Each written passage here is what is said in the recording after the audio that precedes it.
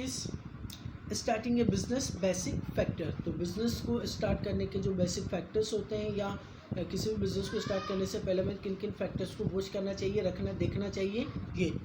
तो starting a business enterprise is similarly to any other human effort in which resource are employed to achieve certain objectives.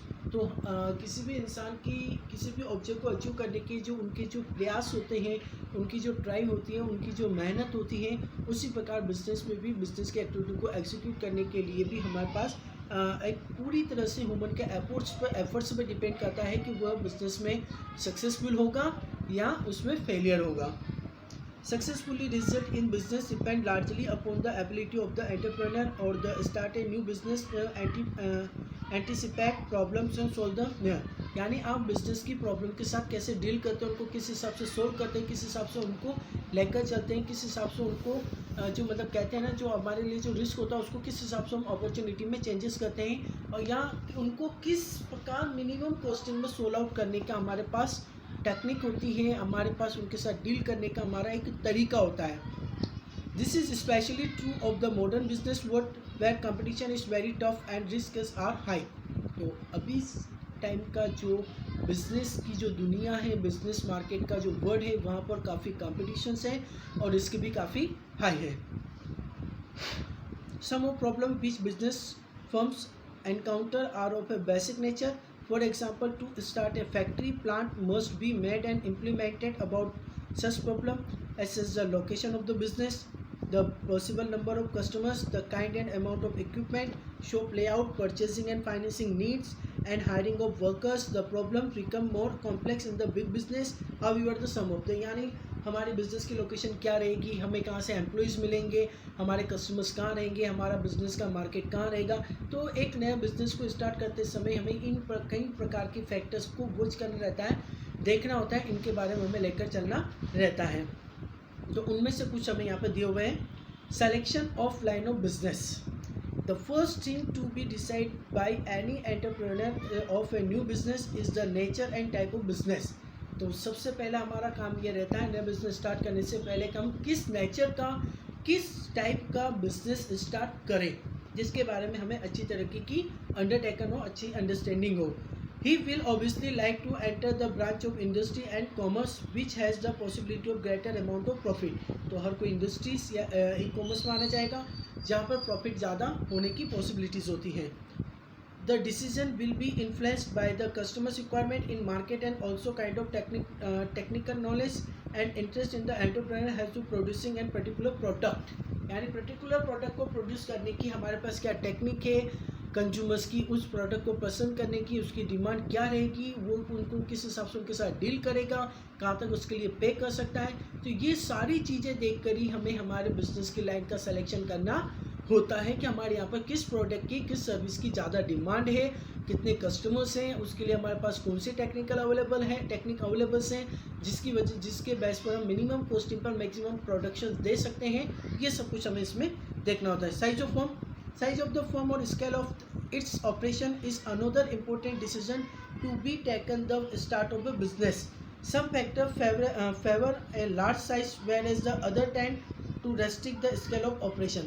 If the entrepreneur is confident that the demand for the proposed product is like to be good over time and he can arrange the necessary capital of the business। यानी जब हमें यह पता होता है कि हम हमारे बिजनेस के प्रोडक्ट को मार्केट में सेल कर सकते हैं, उसकी डिमांड क्रिएट कर सकते हैं, और उसके अकॉर्डिंग अगर हमारे पास डिमांड क्रिएट होती है, डिमांड बढ़ती है, तो उसके लिए हम प्रॉपर तरीके से जो कैपिटल है, फाइनेंस, उसका अरेंजमेंट कर सकते हैं, उस डिमांड को फुलफिल करने के लिए प्रॉपर तरीके से प्रोडक्शन कर सकते हैं, तो ही हम लार्ज स्केल का बिजनेस स्टार्ट करना रहता है। अदरवाइज हमें उसमें भी सोच समझ के देखना होता है कि हम स्मॉल स्केल के लेवल पे बिजनेस स्टार्ट करें।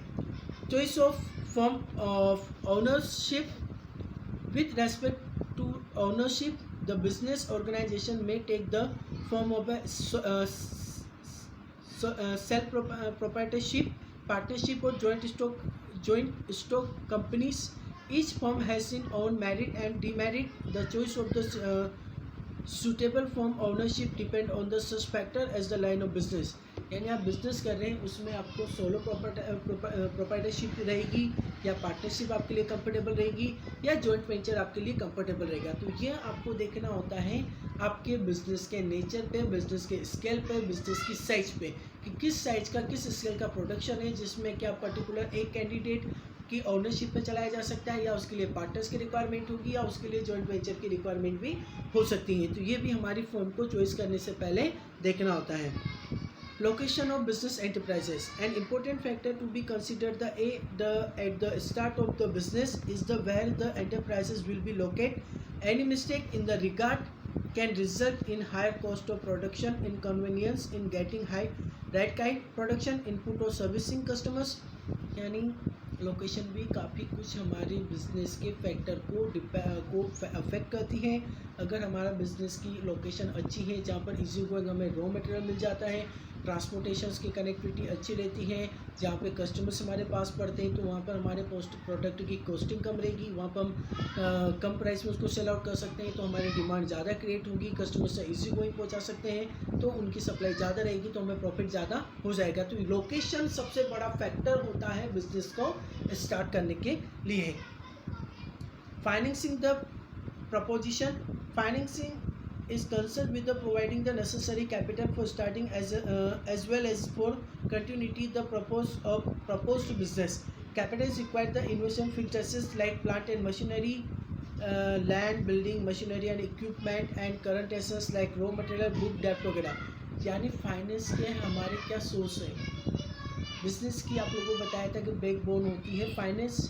बिज़नेस को अगर स्टार्ट करना है, बिज़नेस को अगर चलाना है, तो फाइनेंस का पहले हमें अरेंजमेंट करके रखना पड़ता है हमारी फिक्स्ड एसेट्स के लिए या करंट एसेट्स के लिए। फिक्स्ड एसेट्स यानी लैंड परचेस करने के लिए, बिल्डिंग परचेस करने के लिए या उनको लीज पर लेने के लिए, प्लांट लेने के लिए, मशीनरी लेने के लिए या उनके इक्विपमेंट्स वगैरह लेने के लिए, और करंट एसेट्स में रॉ मटेरियल वगैरह लेने के लिए या फिनिश स्टॉक गुड्स को एक तरह से कहते हैं ना वो प्रोक्योर करना, इकट्ठा करना वगैरह करने के लिए, या डे टू डे के जो एक्सपेंसेस वगैरह होते हैं उनके लिए हमारे पास प्रॉपर फाइनेंस है या फाइनेंस के सोर्सेस अवेलेबल है या नहीं। तो उसके अकॉर्डिंग भी बिजनेस का सिलेक्शन हमें देख कर करना रहता है। Physical facilities. Availability of physical facilities including machines and equipments, building and supportive services is very important factor to be considered at the start of the business. यानी हमारे पास प्रॉपर तरीके से प्लांट है, बिल्डिंग है, लैंड है या machinery या उसके इक्विपमेंट अवेलेबल है या नहीं। अगर इनके अवेलेबिलिटी में अगर हमें प्रॉब्लम्स है तो हम हमारे बिजनेस को प्रॉपर तरीके से ऑपरेट नहीं कर पाएंगे, एग्जीक्यूट नहीं कर पाएंगे। अगर ये हमें इजी गोइंग अवेलेबल हो जाती हैं तो इसमें हमारी प्रॉब्लम नहीं होती है, हम हमारे बिजनेस को अच्छी तरीके से एग्जीक्यूट कर सकते हैं। Plant layout. Once the equipment of physical facility has been determined, the entrepreneur should drawing a layout plan showing the arrangement those facility. Layout means the physical arrangement of machine and equipment needed to manufacture product। यानी आपके business या plant का layout कैसा है, किस हिसाब से आपका लेआउट बनाया है, जिससे हम हमारी मशीन एंड हमारे इक्विपमेंट का प्रॉपर तरीके से यूज़ करते हुए ज़्यादा से ज़्यादा प्रोडक्शन मिनिमम कॉस्ट में कर सकें। competent and committed workforce। Every enterprise need competent and committed workforce to perform various activities so that physical and financial resources are converted into desired outputs।